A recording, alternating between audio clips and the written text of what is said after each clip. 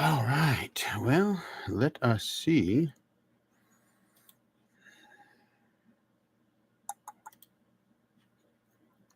You're probably going to see a delay, folks. So if you're just joining us, I'm just getting set up. So hang with me here as we get there. Gotta wait for my checks to go through here and make sure everything's working.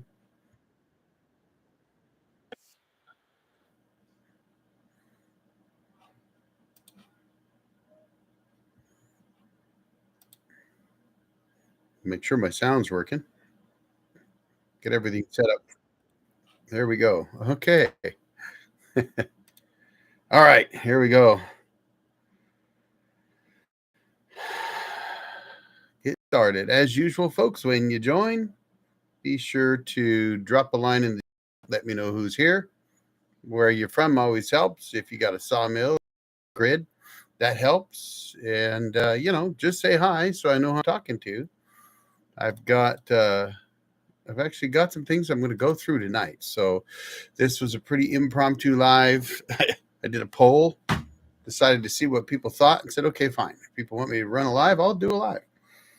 Answer some questions tonight. It's been, I guess it's been a couple of weeks.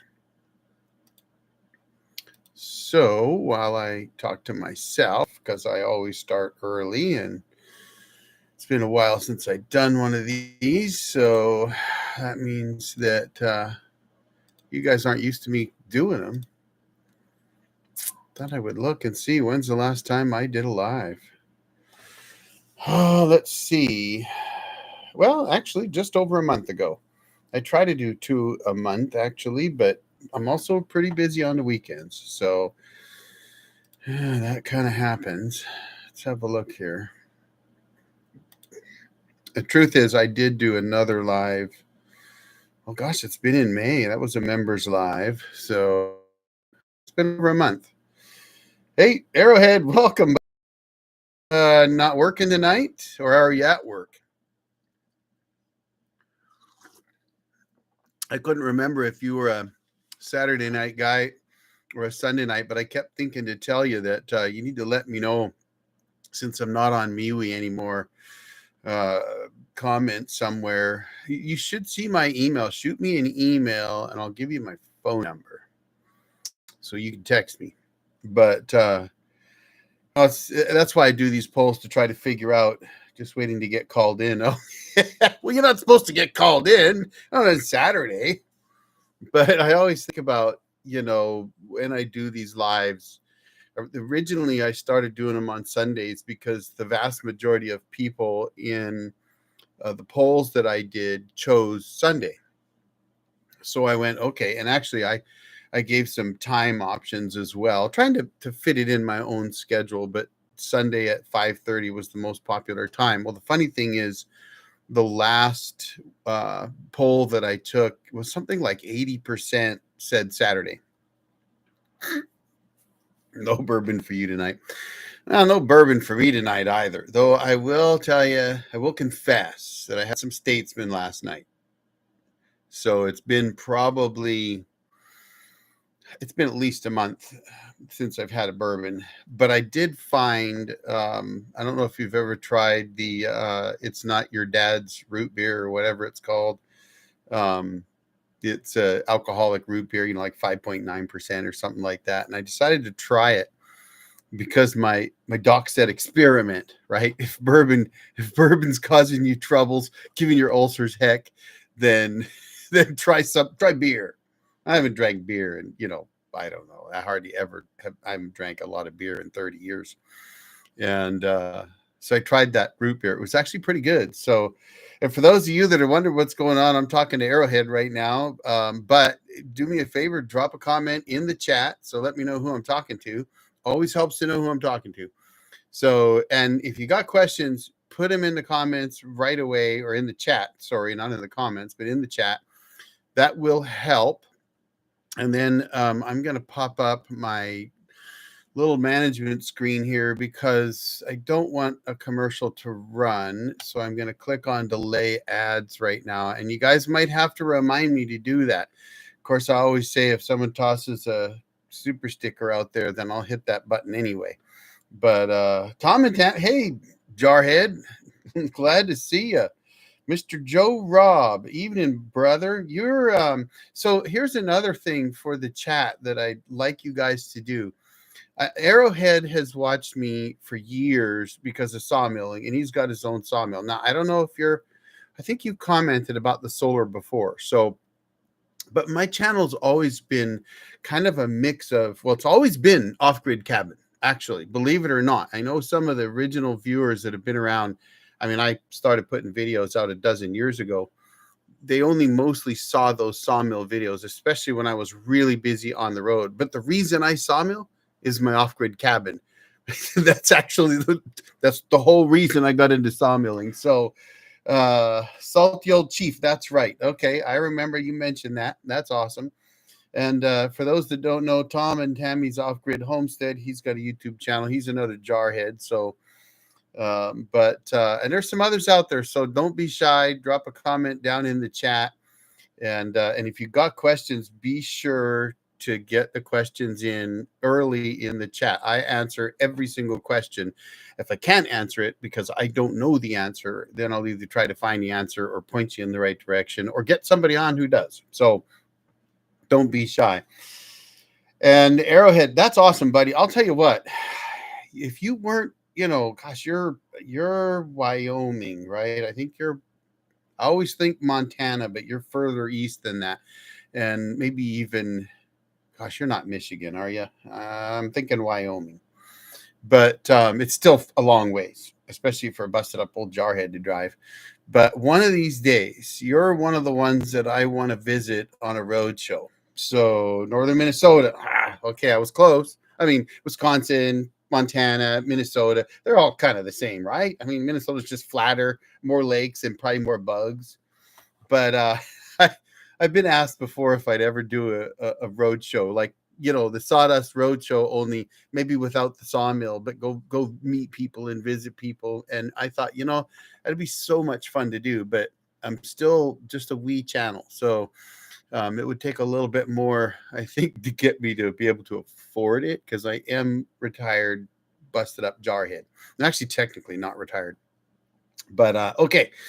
Tom and Tammy's, I got in. You got to, well, you're down there in hot country, buddy. I mean, actually, I am too. We could see that temperature here, but I was born down near where you're at. And it can get hot down there. Holy smokes. And I did not get any fishing in. So for those that have been on my Facebook, know that I was out fishing recently. Caught a nice rainbow. I'm learning how to fly fish. And I wanted to go yesterday morning, but my busted up jarhead self kind of needed to take a break, believe it or not. And I had some other things going on, so I decided to hold off. But I'll tell you, if it wasn't for the weather this week, summer decided to finally hit, right? We normally get in the hundreds in early June. And so for some reason, the last couple, 2-3 years, it's just taken until July. And we get a hot July, and then, August is okay, and then it cools off again. But I was so tempted to leave Monday. I was thinking Monday night. I got to get my Tuesday video done, which actually went out. And again, those that watch me on Facebook know I sometimes over-render things, and I put that video out. The members probably have already seen it.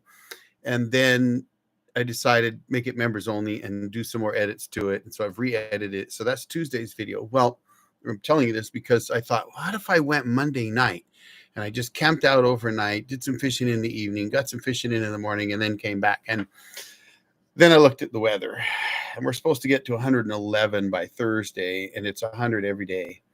And I just thought, to heck with that. I don't think I want to go fishing in that kind of, not here. I need to get up in the mountains. I am going back to the cabin though Friday, and I'll be up 3,200 feet. So it'll be in the 90s during the day, but it'll drop down to 50 degrees at night. And I may try to get some fishing in early when I get up there for that. So, but all right, we're getting there. We got 5 more minutes, 6 of you here. So again, be sure to drop a comment in the chat. Let me know who I'm talking to, where you're at, that kind of stuff. And if you got questions, ask them right away. So first, a couple quick updates. I've got a lot of material I'm working on. I will tell you that I shifted from 3 videos a week to two, and I'll be honest with you, I'm actually working harder now on those 2 videos than I think I was on the three. And so I find that it's been crazy, but we're getting them out there, and I've got lots of content, lots more coming. Spent another weekend up there, and I'm finally getting into those videos, and then I'm heading back Friday, and I've got quite a bit to do. So wait till you see the dust. That's coming out on Tuesday. Oh my God, I was eating dust. And you know what's really funny? Because my channel is not just off grid, power or sawmilling, or it's all of the above, right? So I was thinking about something I'd seen where people asked about washing off their solar panels. And I got to tell you, I've never washed my solar panels. Never. And I know guys that are like getting the Windex out, and I'm thinking solar panels should be just set and forget, in my mind anyway, right? Put them up, plug them in, walk away. So here I am. I'm going to wrap this around Tuesday's video. You got to see it. But here I am. I'm out there, and I got to get ready for fire season. Well, getting ready for fire season means making dust like you've never seen. Unless you were out in the desert with me, which I know, Tom, you were, but I'm serious dust. And I've got to go out and grade everything down to just to dirt. And I didn't get it all done, but I will tell you, when you see the dust, it's well, my buddy Tim, he said it looked like pig pen, from Charlie Brown, just a big cloud of dust everywhere I went. And I got to get back out and do some more of that. So, and I've got a new dust mask to try out. I hate them. I've tried wearing I've got a what do they call it, an N100 respirator. I use that when I'm doing planing, when I'm really kicking up a lot of sawdust, and I hate them. I really do. So I got a new one to try out. I'm always skeptical, but if it can cut down the amount of dust I breathe when I'm grading up at the cabin, that'd be awesome. But anyway, the point is I see all these people talking about washing solar panels, and I'm going, I haven't ever washed them. They get covered in dust, and then it'll eventually rain, and that'll wash them off. So, hey, America Silver Patriot, nice to see you. Washed them once so far this year. Well, the rain washed mine. So, I mean, does that count? It's kind of like the sawmill, right? I get guys always tell me, you got to build a cover over that sawmill. And I see people buy sawmills brand new, and then the first thing they want to do is build a shed over it. And that's great. If I could, I would. But I traveled so much. All I did was travel with my sawmill, which I got for the cabin. It's actually my second sawmill. The first one I got literally for building the cabin. And I just traveled so much. So there was no chance to put a cover over it. And I do intend to, but the reality is these mills are made to last outside, just like solar panels. That's what they're designed for. Put them up on your roof, maybe with a pressure washer, but my place is off grid. I've got off grid water pressure. I mean, I can put I've used actually a pressure washer out there, that Ryobi that's in one of my videos. And it took a little bit to get the pressure built up because it doesn't have a lot of pressure coming in, about 20 pounds coming out of the cistern. And it ain't getting up on, I'm not washing my solar panels on the roof. I ain't washing the ones on the ground either. But actually, I thought, though, if you really wanted to eat the most out of them, put some Windex on them. Or not Windex, Rain-X. But I got to tell you, though, my view is the same as when I was looking at putting in a solar tracker. All the guys that I was talking to, and this is like 14 years ago, I'm talking to all these guys, and they all said the same thing.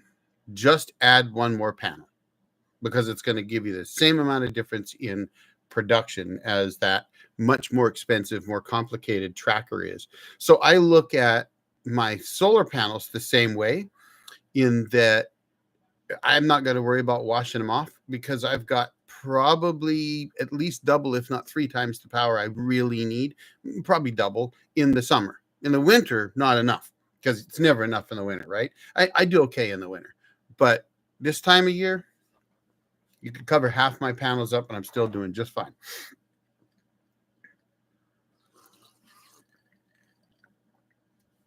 All right. There we go.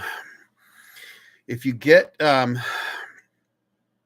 commercials, it's kind of a weird thing with these lives now, and I'm still not used to it. If you get them, let me know. I'll pause them again, and we'll try to keep them paused for you.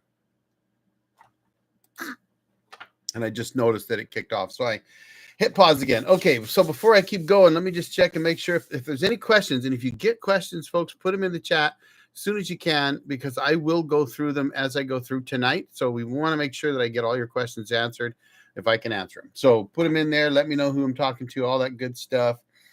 And I'll run through them. Let's see. Nothing but rain here since end of April. Dude, if we had rain, we need more rain.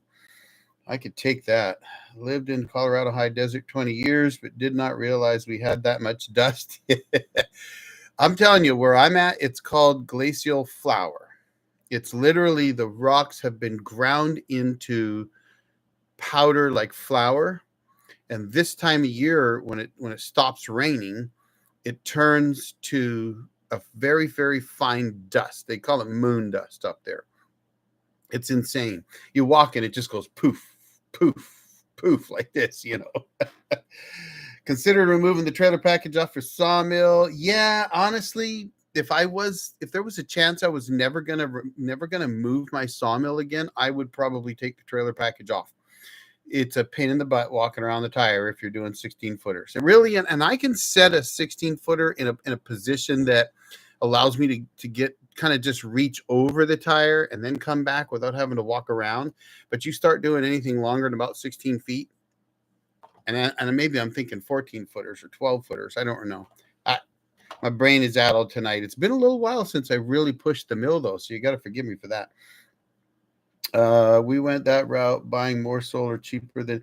Yeah, you've got a lot more solar than I do. So if you guys haven't seen Tom's system, he's got a channel out there. Tom and Tammy's Off-Grid Homestead. He's got a pretty big system compared to what I have. So, all right. So first of all, I wanted to go through a couple things tonight with you guys, and I thought it'd be kind of fun to do this while we get warmed up. So again, if you got questions, throw them out in the chat. I will get to them. But the first thing I wanted to do was to go through all the polls that I've been throwing up, because they've been actually kind of fun. And I wanted to tell you what I was thinking when I put these polls out. Okay. So the first one was, at least the first one I found tonight to look at, was, which is the most forgotten solar power component? And the choices were solar panels, inverter, breakers, and charge controller. And I got to tell you, most of you that took the poll, 61 votes, chose breakers. And I wasn't thinking breakers. I was actually thinking charge controller. But I realized you're probably right on the breakers. You might very well be right. It's just that so many times what I see is, okay, I got my solar panels and I got my inverter and I got my batteries. Now what? Now I realized after setting up that poll that part of the reason that charge controller is forgotten is because today a lot of these new, I call them newfangled hybrid all-in-one systems, have an inverter and a charge controller built in, or they're meant for grid tie. And I think grid tie, you can put micro inverters in and inverters in and just go straight to the grid, I guess. I don't do grid tie.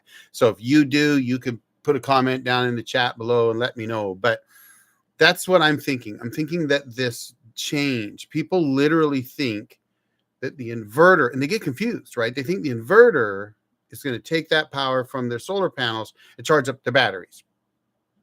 No, that's not what an inverter does.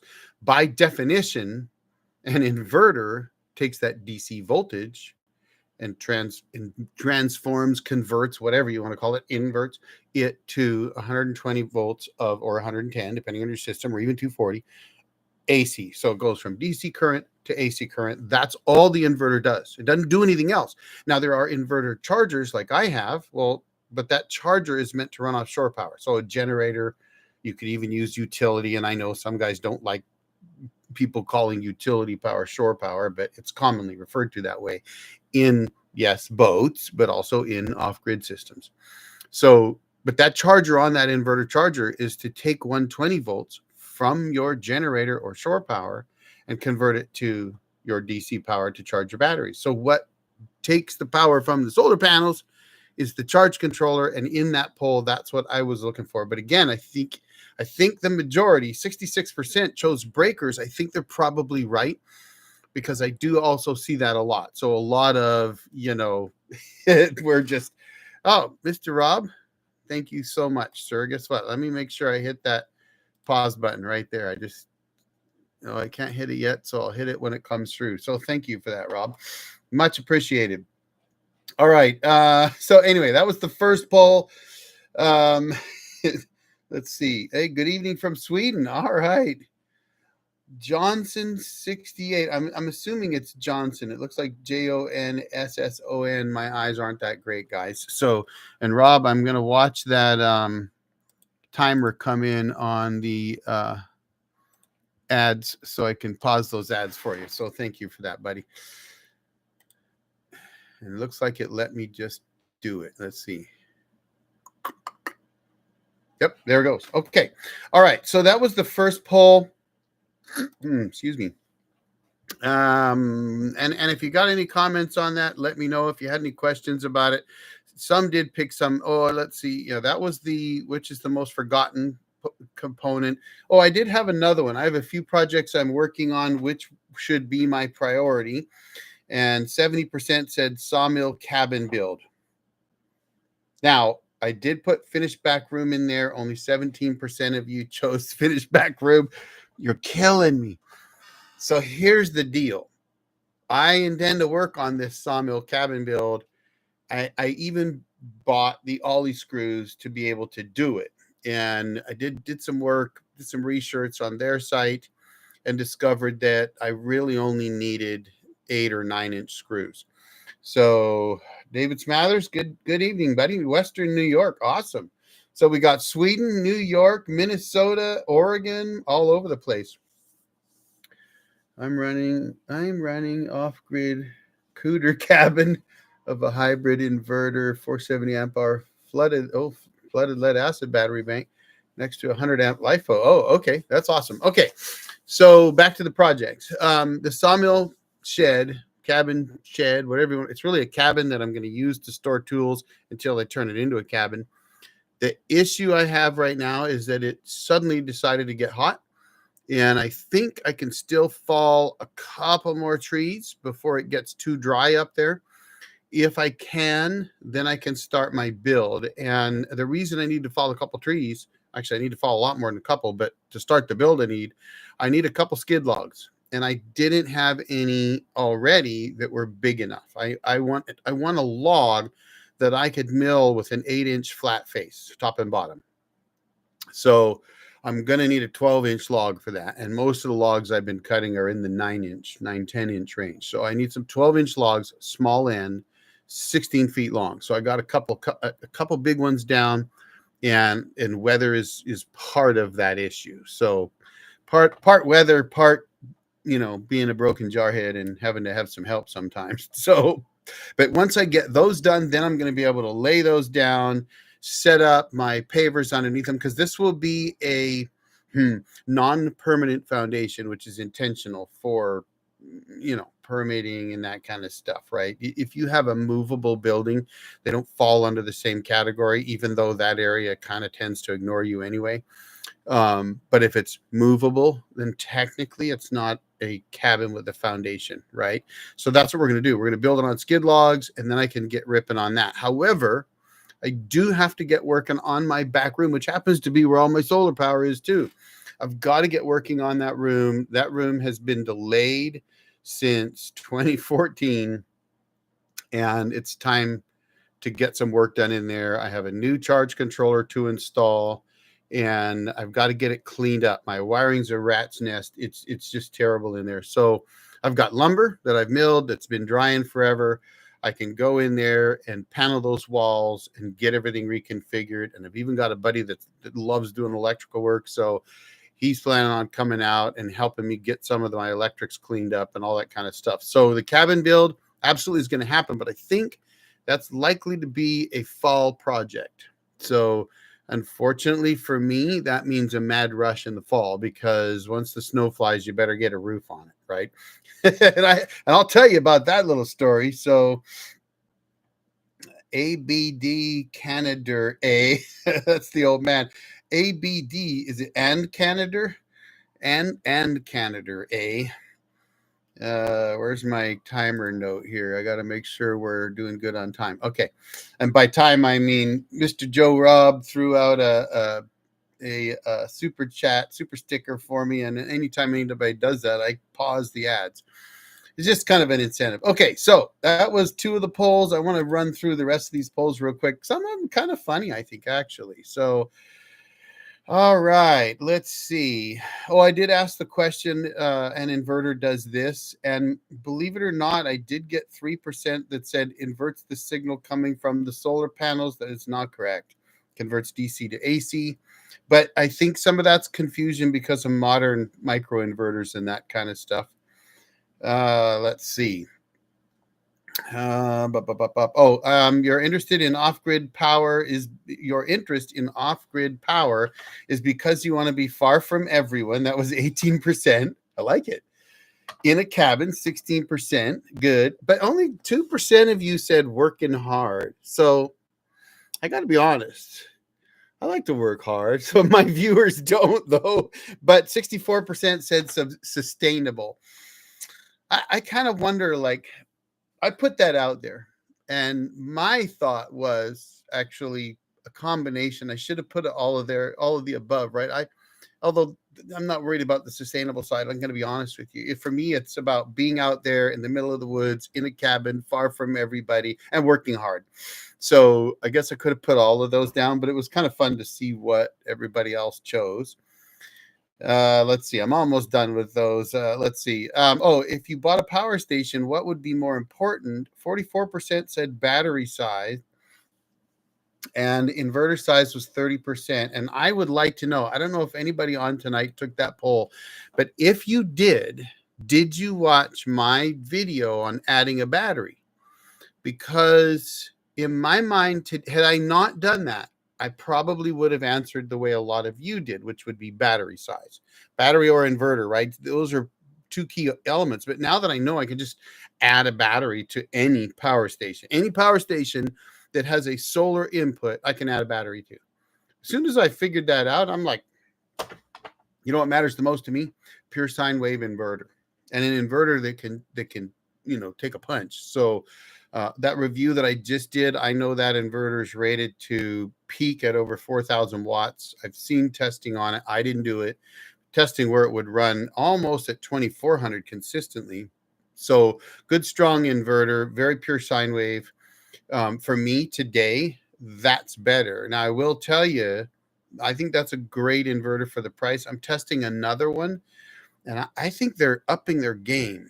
I really do. And I do these honestly because I think about it from the new cabin build. Like, could I power it without building all the solar power stuff that I've already built for the main cabin? Like, could I put in just a small power station, extra battery, throw a little solar panel or 2 on the wall facing the sun and forget about it just for the weekend? Because it wouldn't be a permanent thing for me, right? I already got permanent power. I've got all the solar power that I could frankly use today, I think, anyway, unless I put in a mini split. But I'd put in a mini split, one of those new ones, I think EG4 or somebody, can't remember who makes it, but it's already built, solar ready. Plug the whole thing in, stick a solar panel on, and walk away. That's what I would do for that. So, Arrowhead, you got to go to work. All right, buddy. Sorry to hear you got to go to work, but we'll talk again. Off-grid work hard is not the word for it. Wait, more solar and more batteries. Okay, wait a minute. I'm trying to understand, Tom. This is Jarhead talk here. Off-grid work hard is not the word for it.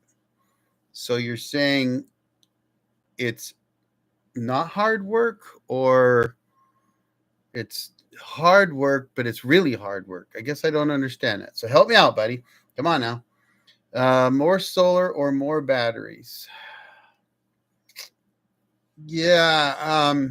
if I was going to do anything with mine, I'd go more batteries because I don't really need more solar. But yes, I think if you're saying you either need one of the two, um, harder than you can imagine. Yes, I agree with that. So back to the work harder thing.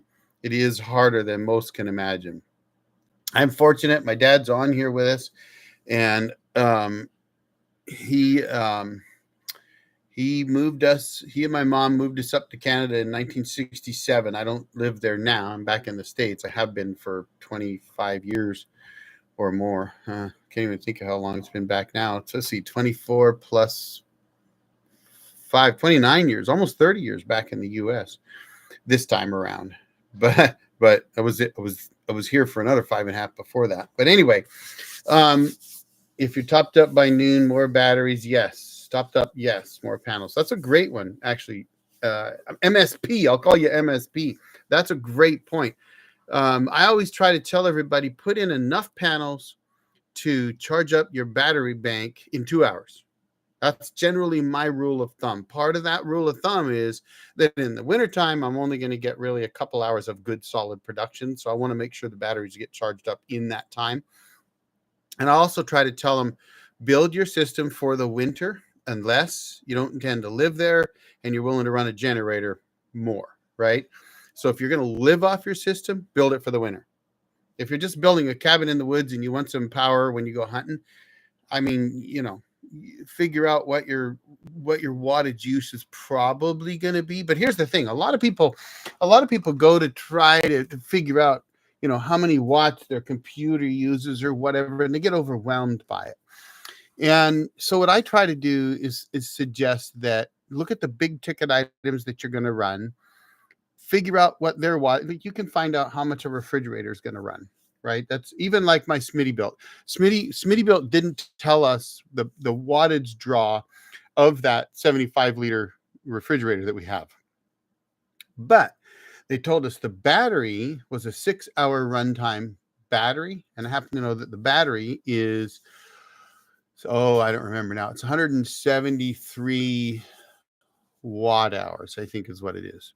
So you can divide 173 by 6 and bang, you've got the total of the amount of watts that's going to use approximately per hour. So you can figure things out. Refrigerators, usually manufacturers tell you, if you have a 9-watt light bulb, you can figure that out. And so what I always tell everybody is try to figure out what you think you're going to use and plan to expand. Because most often, I think most people don't really understand how much power they're really going to use when they're trying to build a solar power system. So anyway, I might be losing you. So if I am, sorry for that. But the bottom line is when you're building a little cabin in the woods and you just get yourself some cabin power and you're not going to live there, you can build a system fairly small and exist off of it and learn from that in terms of how much power do I really need. So kind of like sawmilling, right? So for those of you that are here for sawmilling, I often tell people buy an LT15 or buy, the LX25 or the LX55 or one of the other brands, right? Doesn't really matter, Norwood or Timber King or whoever, but buy the small mill. If you don't really know for sure, why go out and buy a $50,000 sawmill if you don't really know that you're going to enjoy being covered in sawdust every day? Right? Not everybody finds themselves enjoying running a saw. Not everybody is sick like I am. That's right. I mean, let's be honest. How many people really want to be out there in 90-degree weather, getting covered in sawdust while they're sweating away because they're working hard? Only us sick people do.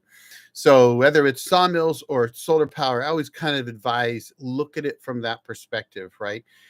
If you're going to buy a sawmill, maybe buy the smaller one to start out, unless you got gobs of money. But how many of us really do, right? Well, solar power is kind of the same thing. If you're not going to live with it, there's a difference between off-grid living and off-grid. I'm going there for the weekend, right? So Tom lives off-grid. Well, then you better have enough power to run everything all the time and learn to become your own power manager too, right? So I think it's a great idea to have that mentality of if you're topped up by noon, then more batteries.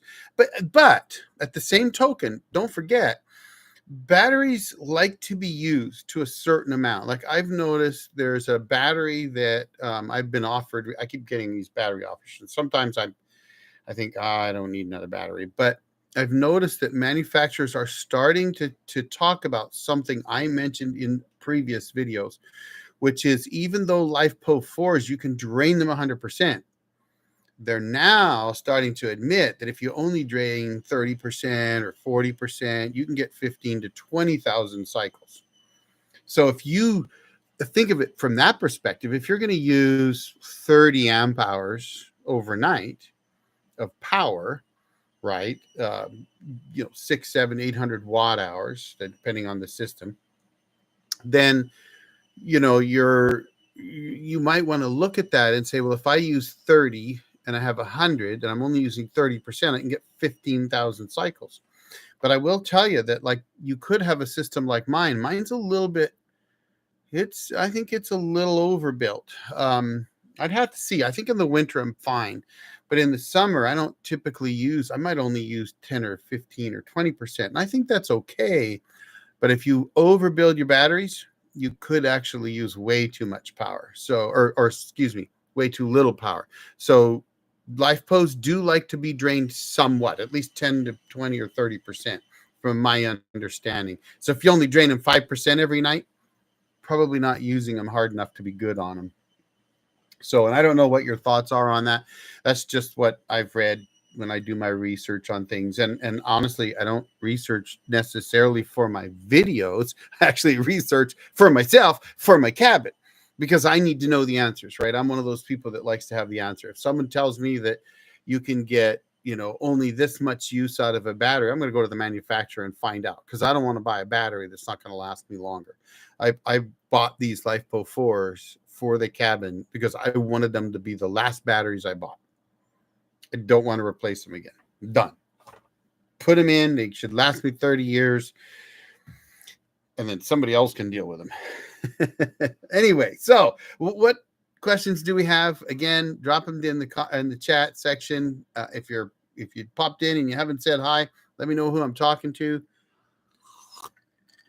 And ask your questions. Mr. Joe Rob, absolutely ask some questions. You if you got them, ask. Or if you just want to know, guys, if you want to know anything, feel free to ask. Anyway, let's go. Let's see what else we got on here. So for the portable power stations, mostly it was battery size. There was 19% said portable solar panels.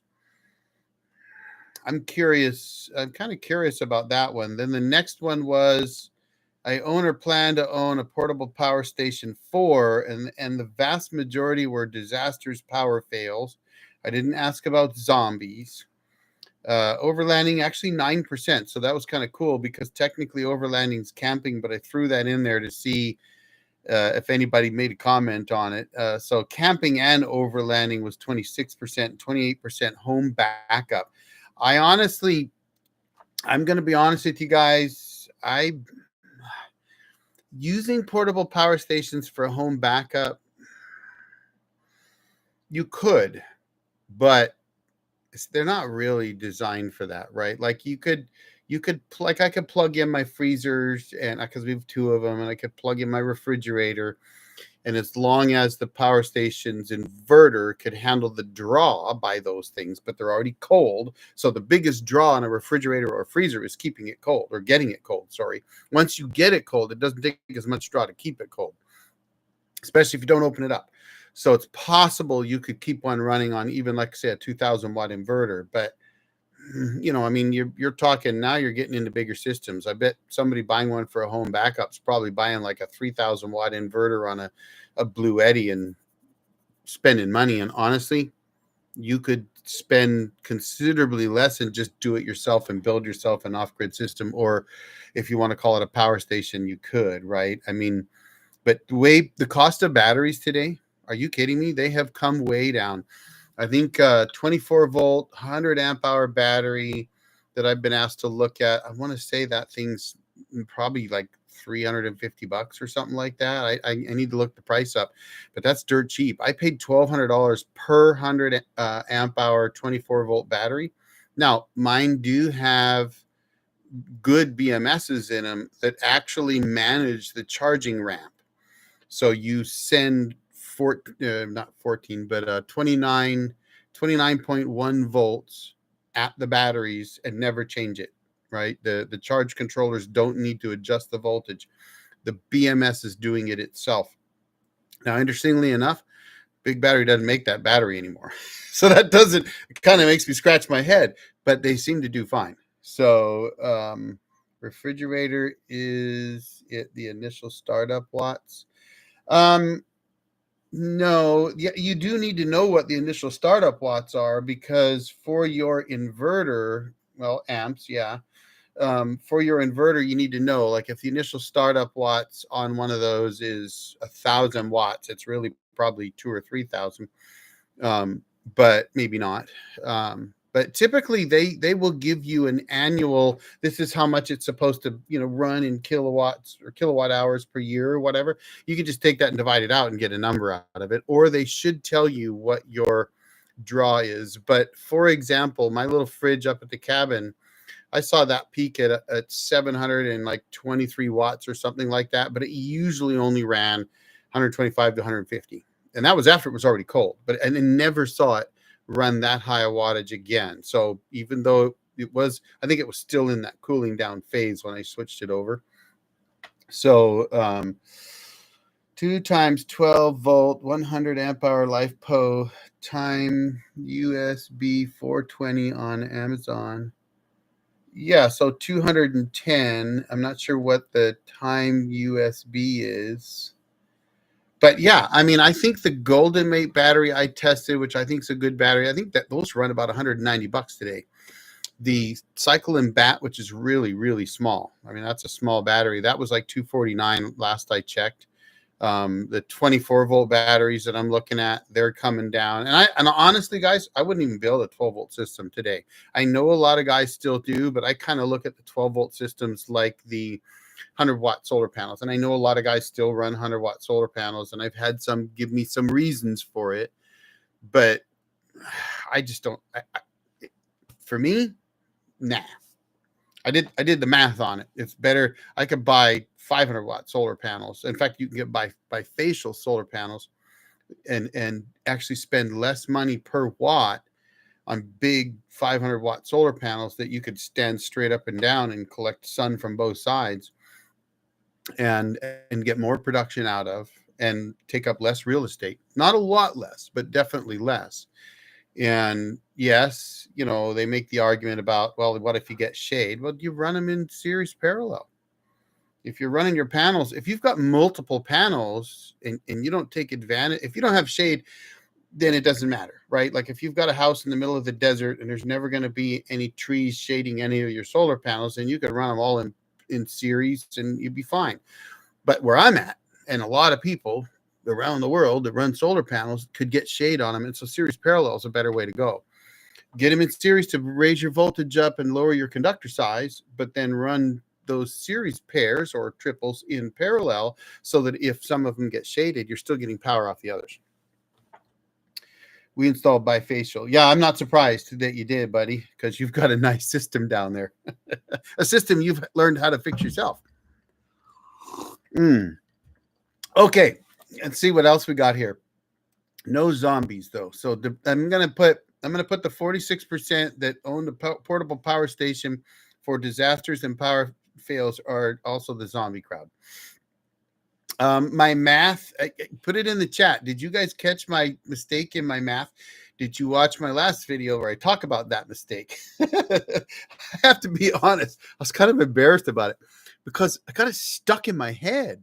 And it kept saying 1,580 watt hours. And then I edited and re-edited and edited again. And I still kept with that 1,580. And I knew it wasn't 50. It says right on the side, 1,280, right? It's not like the math's hard, 12.8 times 100. But yeah, you did blow it up once. But anyway, so I threw that poll out to see how many of you caught it. And you know what? Unfortunately, with YouTube, you can't go back and edit a video that you've already set up and put out there, and you can't even put text over it. Like, I'd love to be able to go back and just put 1280, see my next video. You'll understand why I was making that mistake over and over. I literally was testing a 1500 watt hour power station at the exact same time, and I kept getting 1500 in my head. So anyway, I made the mistake. Yep. 81% didn't believe that. They said, what? No way. But 19% said maths. I hate maths. So they were right. So the rule is P equals VI, or VI equals W, or W divided by V. It's all the same. So 83% of you got it right. And if you like these polls, let me know. I'll keep doing them. Will a medium-sized power station really run a refrigerator? I'm curious if any of you watched that. It did. It did, and it could, and absolutely, if as long as the inverter's powerful enough, you could run a refrigerator, especially if you had a battery handy that you could plug into that power station. Then you could absolutely do that. So anyway, those were kind of fun. I kind of had fun with those. And then of course I put out the should I go live? I did put Sunday, and it was yes. See, 73% said yes. And then I decided to check Saturday, Sunday. 92% said Saturday. So now you know why I switched over to run a live on Saturday versus when I always ran them on Sunday. And nobody's been reminding me about the ads. Oh, look, we're still sitting here with ads paused. And that's why you're not telling me you're seeing ads. Okay, so questions. There were some things I was thinking about, and I get a certain thing in my head all of a sudden, and I forget what I wanted to talk about and tell you about. So while I'm thinking about that, be sure to get your questions out if you got them. If you don't have any questions, tell me you don't have any questions. But let's see, what else have we got? So you probably saw my canoe trailer. I've got a little work to do on that, and I'm not planning on putting that on the channel, to be honest, because if you know anything about YouTube, and you can ask me about YouTube too, by the way, but if you know anything about YouTube, if you put stuff that's really different on your channel, it can be very challenging. YouTube doesn't really like that. Even what I do off-grid power, cabin stuff, property stuff, sawmilling, and it's a bit of a mixed bag. And the most successful YouTube channels have only one thing: sawmilling or solar power, or Will Pros, all solar power. I'm not interested in doing that because I'm just having fun showing you what I'm out there doing. And so it is what it is. But I'm not going to bring the canoe trailer to this channel. I may put something on the build in my next channel. I do have another channel, the Jeep channel. Actually, I have a third I've mentioned before, but I don't really do anything with it. But my Jeep channel, I do occasionally put stuff out, and I'll probably put that out there. But that's just thought I would mention that. I also need to fight some, I think they're voles. They are digging holes, and I don't want to get them into my foundation at the cabin. It's one of the disadvantages of a post and pier foundation, which I am trying to convert away from and go to a solid foundation. But with post and pier, if you get rabbits or voles underneath those pier blocks, your cabin could fall over at some point. So those are a real hazard. You want to get rid of them. And they are living up there now. They are loving life, folks. I got to try Darcy's. She got a exhaust type suicide thing, a pipe that goes into your exhaust. You stick it in the hole in the ground and just start running it. And what I'm thinking I need to do is I need to set that up, and then I need to sit on my deck with my pellet gun. I got 1,000 feet per second pellet gun that I've killed a lot of rats with up there. And I need to sit on the deck and just snipe the voles as they come out of the ground from the exhaust, chasing them out. Should I film that? Let's see who wants to see that. Actually, the other thing I need to do, and I brought this up on a previous live, and I think Arrowhead, who had to leave and go to work tonight, but he was one of the ones that, I asked, what should I do with that old shed? Push it over, burn it, blow it up, whatever. And he was like, just all of the above. But I may try to start cleaning that thing out so that I can squash it. It needs to get squashed. And that's why I need to get this cabin built. So we are we're going to get to that. One of the things I've also got to work out with the cabin is straight line cuts, because if you ever see me cut with a chainsaw, you know I'm crooked as hell. I could take a brand new chain on a brand new, just barely broken in chainsaw and guarantee you that I'm going to get a cut like this going down my log when I'm cutting. It's just the way I hold it or something. But newspaper dipped in gas, shove it in a hole. Newspaper dipped in gas, shoveled in hole, then backfilled because of the fumes. I mean, that could be good, but you do know you're talking about seriously arid, dry forests during fire season, right? So it's kind of scary sounding. Okay, so it's just the fumes. Yeah, I mean, I may not kill them, might chase them out, or it might kill them. I might be willing to try that. I am about ready to go nuclear on the little buggers.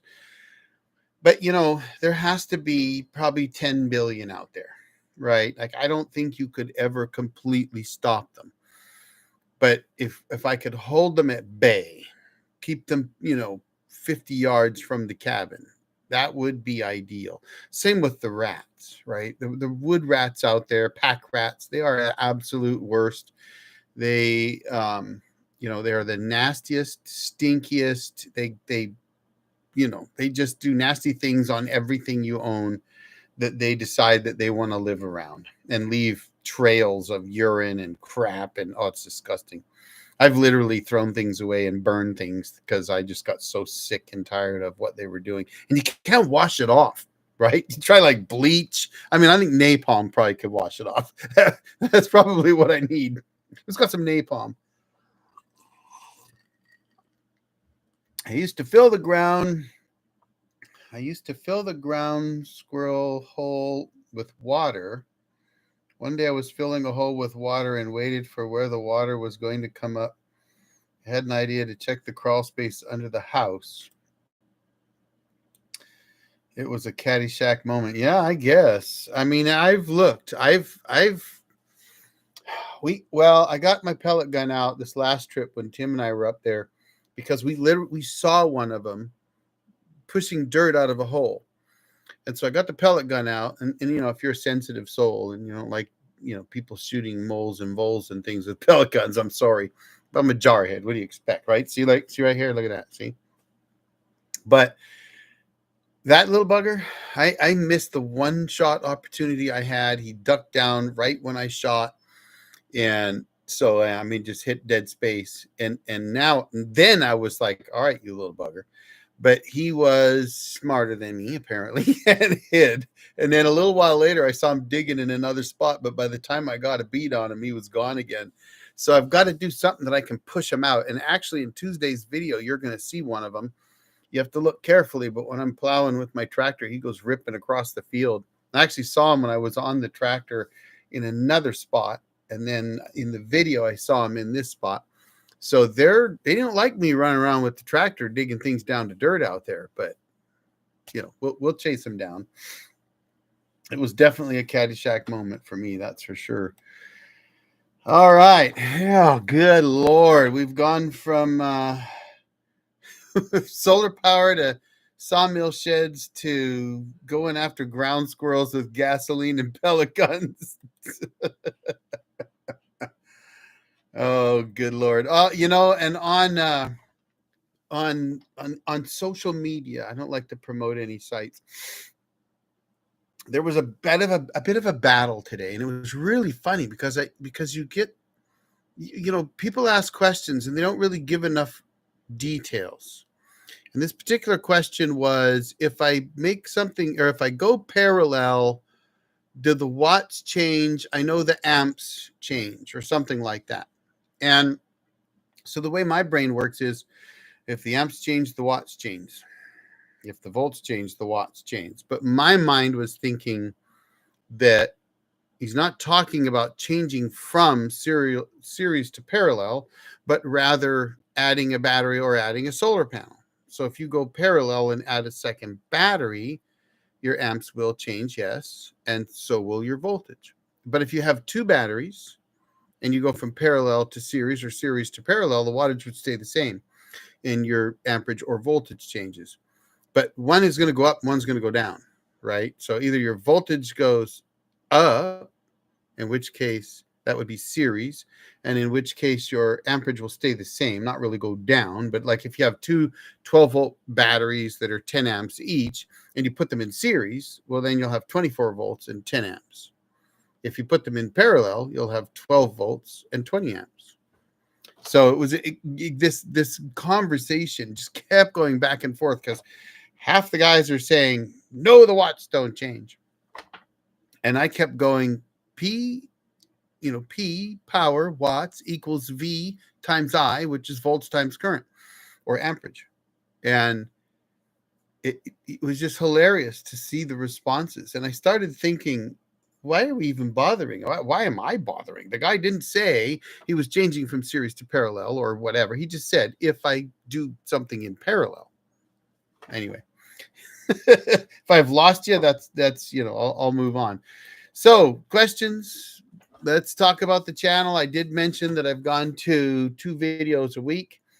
I'm going to continue doing that. That's the plan. I may drop a third one in from time to time, depending on how much filming I get done and how much editing I'm able to do. But I got to be honest with you. I'm actually doing more editing today with 2 videos a week than when I was doing 3 videos a week. And I kind of mentioned that earlier. I actually find that I'm spending far more time editing now, and I hope it shows. So, but that is something that I take a long time. And if you're a member, by the way, I'm willing to do another members only editing video. I did one before. I know John from Davidson's All Natural Gym actually watched the whole thing. He was on the whole time with me and asking questions. Several other members actually watched it as well. And it wouldn't be of any interest unless you're into making videos and you want to, see how I edit a video in DaVinci Resolve. But if you're interested in other things, always let me know. I always try to look at what people say. Hey, I'd like to see this, or I'd like to see that. Or if you want to know something, just ask and I'll answer it. So if you want to know, if you work really hard on YouTube and you get a video that gets 50,000 views, how much money can you make? I'd be happy to tell you. It's easy, actually. Figure it on average $5 per thousand. That's the math. You can get that up to 8 or down to 2. Just depends. So anyway, we are at about an hour and it is Saturday night. So I think I will be probably cutting off early. Any other questions, comments, anything you want to know? I think I'll mention. I did mention earlier, I'm going to be installing a new charge controller. It'll be interesting to see how this one works, but it has a Bluetooth option for the charge controller. It is not a Victron. I know they do that as well. It's a new thing, and all my stuff is old, so I decided to give this one a try. We'll see how it goes. But I think that's kind of cool to be able to just pull it up on your phone and see what you're doing. And I need to get the wiring done back there, but I'll get that done. I've got another power station I'm working on. I'm really into power stations, if you haven't figured that out. But for camping, overlanding, home backup, whatever, I think they're great options, especially for small cabins. I do think they're an option if if you go out there and you get a power station and you buy a big battery to go with it, couple solar panels, you could do an awful lot with one of those for a weekender type cabin, or like people build these hunting cabins and they just want to have power when they're out there hunting. I think those power stations actually have some benefit there. And the one that I'm testing now has double the input capacity that the last one I tested. And I got to admit, I was impressed with that. In fact, more than double. It could pull in 1,000 watts off the wall. And I want to say it's 800 watts in solar panels, but it might have been 1,000 there too. But I ran it and I was seeing, over 800 watts coming in, charging it up. Blew my mind, considering that the Jackery 550 that I bought 3 years ago only allows about 86 watts charging, right? And I think my Go Neo is about 86 watts too. And then you move to the one I just tested, which is a 400 watt input. That's pretty good. That's a pretty big leap. But now I'm looking at one with 800 and I'm thinking, what's next, right? Are they going to, go to 1500 watts input off a wall socket? That would be a huge draw, but I suppose it's possible. So there's that. I mentioned the dust mask, and then what else do I have? I've got something else I got to work on, but so I will be doing more solar. Oh, I've got some videos on solar power that I'm going to be putting out. One is ground mount versus roof mount panels, pros and cons. I'm curious, America Silver Patriot, are you running both? I know, Tom, I think yours are all ground mount, right? Yeah, you're still working to get a building, so yours are ground mount. But I'm curious because I put this video together. I got to edit it still. But little inside scoop for you. I think the pros and cons are almost equal for both of them. So it's kind of it should be interesting. And then there's another one. Oh, I did one on solar panel angles, and I gotta pull up my old Linux laptop because I've got a website on there that I've used in the past for adjusting the angles of the solar panels, because my ground mount panels you can adjust, but I didn't do that, so I need to remind myself to pull that up. It's probably sitting behind me right here somewhere. I don't even know where it's at anymore. It disappeared, but I've got to find it, plug it in, find that website, because I think it's actually one of the better ones. So I'll definitely share that with you. Yeah. So Tom's are ground, MSP, yours are both. So would you agree with me, pros and cons wise, that they're about equal? Let's see what you think, because I put them at about equal, but they have different pros and cons for sure, right? There's certain things about ground mount panels. For example, the ease of being able to move them, adjust the angle, even wash them, versus roof mount panels that most of you can't adjust. They do have systems. I have seen some, maybe they were custom systems where you could adjust them a little bit. Excuse me. I thought about building one that I could adjust, but most are set and forget. But that's a big pro, believe it or not. It's awesome to set and forget. They do have a major con, which is firefighters don't like them because you got all that DC up there that is pretty dangerous. And if you get a fire, then they can't cut through the roof on the side that has all the solar panels. So, and you're also supposed to leave room on either side of your solar panels so someone can walk up the roof. So there are some cons up there, but all right, where are we at, folks? We are at about an hour. Any questions? Anything else you guys want to know? If you do, drop it right now before I call it a night. And let me see where we're at. Let me see if I've got commercials paused still. Well, it says they're still paused for another 4 minutes, so we got a little bit of time. I don't want to drop off while they're still paused and you're not getting bothered by commercials. Pros of vertical. Well, so I think if you're running bifacials, that's different than monos, right? So bifacial panels, and these are fairly new. I haven't really looked heavily into them, but they do look like, by bifacial, they literally mean both faces. They can absorb energy from both sides. So if that's the case, and again, I didn't get into those. They're fairly new. They weren't around when I was buying them. But if you can run those vertical and get the power that they say you can get out of them, I think there's huge advantages to that. One, you can just build a fence with them, as long as you don't have cows and deer and bears and things in the area that are going to tear them down. Two, they'll stay cleaner, probably anyway, easier to clean. I know a lot of guys think running mono panels vertical is a good idea. I'm not of that frame of mind. I get awesome power when they are perpendicular to the sun, or the angle to the sun, right? Sun's coming in, panels are sitting here. That's where I get awesome power. And, but in the wintertime, in the dead of winter, I run mine near vertical, because then I can get reflected power off the snow, right? You literally can pick up reflected sunlight and get more generation that way as well. And they shed the snow. So advantages there. Vertical would definitely shed the snow. And where I'm located, vertical would be okay. But I think I'd need them 10 feet off the ground to keep them away from the cows and the bears and everything else. Because the bears will literally, reach up and lean on them and lick the dew off of them and scratch them. I've had bears turn, satellite dishes when I was living up there, and I had, satellite internet and satellite TV because I was there alone. You get kind of bored in the middle of winter. You got to watch some TV or chat with your friends or whatever. And the bears would come along in the morning and turn the dish, and I'd have to get it readjusted. So,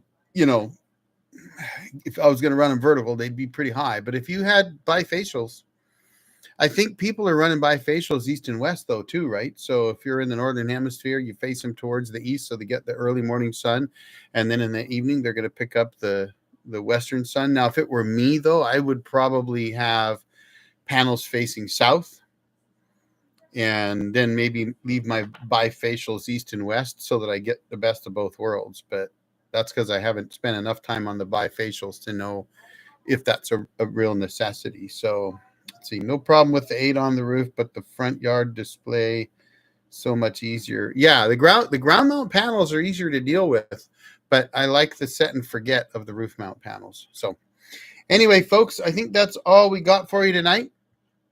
So I appreciate your being here.